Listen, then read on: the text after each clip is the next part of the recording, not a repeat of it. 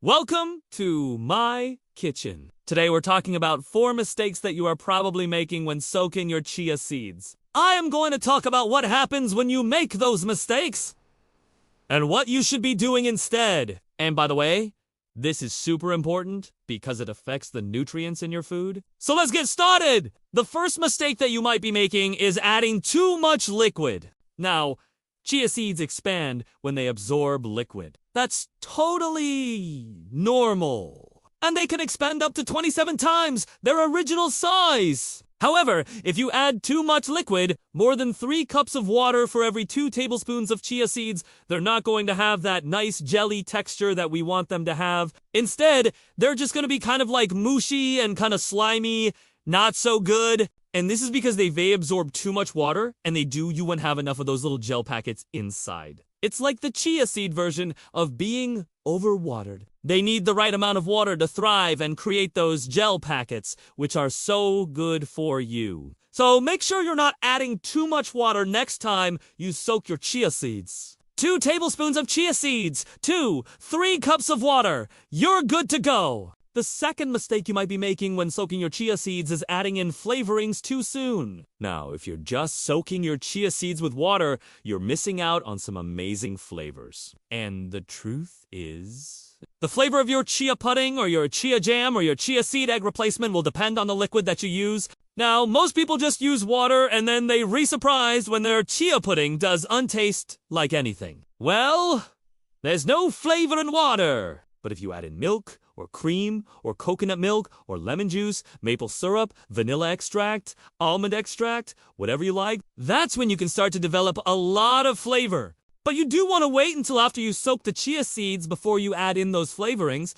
because here's what happens when you add them in too soon. The chia seeds are like little sponges, and they're going to absorb all of those wonderful flavors. So by the time you're ready to eat your chia pudding, that flavor is gone. It's all absorbed into the chia seeds, and you've got yourself a tasteless dish again. So add in your flavorings after you soak your chia seeds. The third mistake you might be making is soaking your chia seeds for too long or not soaking them long enough. Now, chia seeds need to soak long enough to activate those little gel packets that we talked about earlier. They need to absorb liquid, and they need to expand. But if you soak them too long, they're going to get soggy and mushy and slimy, and you'll still have that weird texture. Also, chia seeds have these little brown skins around them.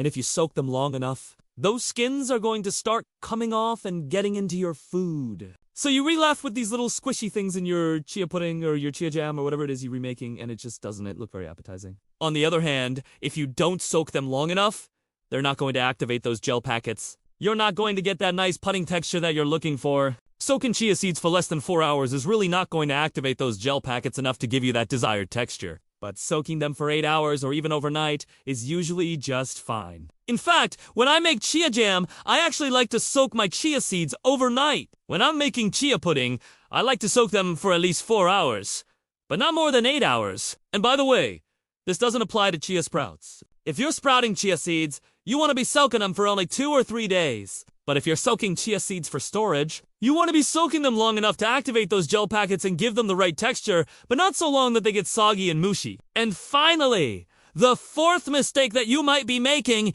is storing your soaked chia seeds wrong. Now, when you soak chia seeds, you reactivating those gel packets, and they're going to last in the refrigerator for up to 5 days. But here's what you need to know about storing your soaked chia seeds. First of all, if you're not planning on eating your chia pudding, your chia jam, your chia seed egg replacement, whatever it is you've made with chia seeds, within 5 days, don't bother soaking your chia seeds at all. Just use them dry in your recipes. But if you do plan on eating them within 5 days, you need to store them properly. After you've soaked your chia seeds, I recommend that you put them in an airtight container.